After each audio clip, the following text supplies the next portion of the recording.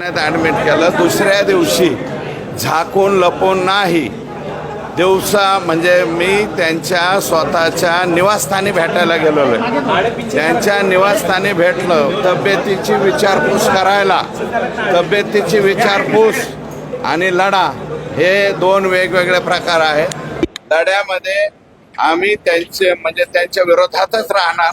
फक्त तब्येतीची विचारपूस करायला गेलो तर त्याच्यात गजब करण्यासारखं काय आहे? बावनकुळे आणि तुमची पण भेट झाली. माझा आणि बावनकुळे साहेबांची आता भेट होईल. नाही, तुम्ही बावनकुळे साहेब आणि माझी आता भेट होईल.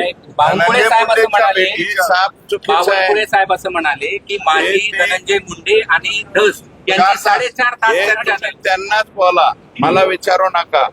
मी जे परवा त्यांना भेटायला गेलेलो आहे ते धनंजय मुंडे यांच्या तब्येतीची चौकशी करायला गेलेलो आहे.